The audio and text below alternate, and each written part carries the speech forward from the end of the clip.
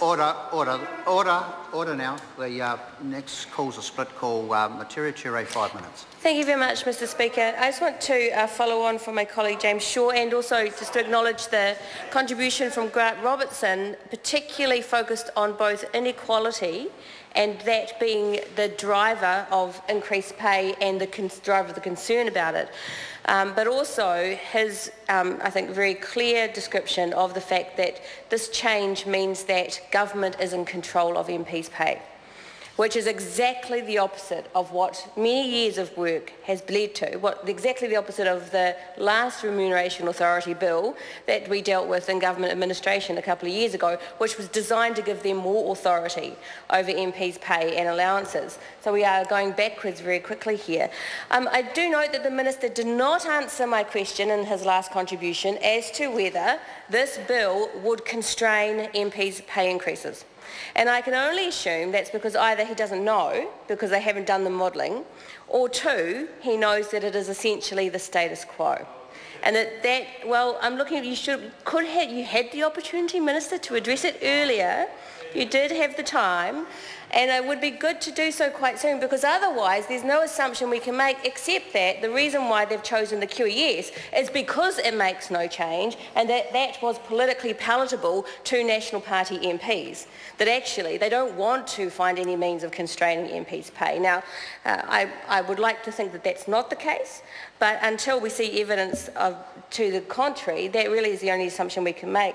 Mr Speaker, there was a very good discussion earlier about inequality and the fact that part of the reason why MPs' pay is such an issue is because there are massive increases in very high paid for people who are being paid high wages, and basically static and going backwards for many on lower incomes, and that is certainly true. And the Green Party has been very clear about policy on that as well. Our SOP that we're putting forward today to link MPs' pay to nominal increases in the median wage, we put that forward last year. So that has been on the table and available for the government to take up for 12 months now.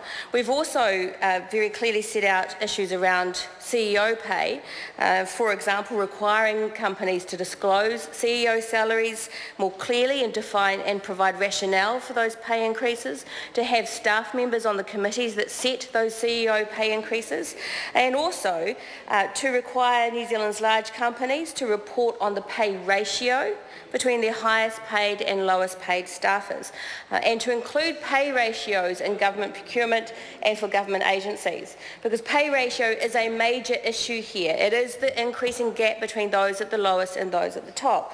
We see more information coming out, I think it's today, from the CTU, describing how those in the top 1% have increased their income by around $100,000 between March 2011 and March 2013, meaning that the increase is now 9.7 times more than the average worker. I mean, this is what is being seen daily by ordinary New Zealanders who are doing their best to get ahead. We have a country of two halves.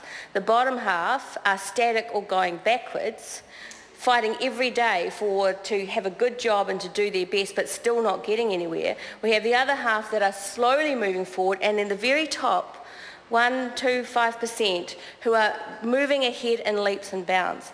And for as long as MPs attach their salary to those top levels, we will continue to be part of the problem. Now, we can solve it. We can be part of the solution by attaching our salary increases thank you, Mr Speaker, to the nominal increases in the median wage, which means that we link ourselves to the bulk of the New Zealand population.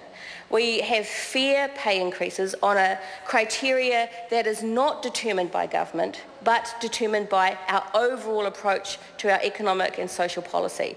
That is where the Green Party would like to see this Parliament go. We think it is the fairest thing to do. Thank you, Mr Speaker.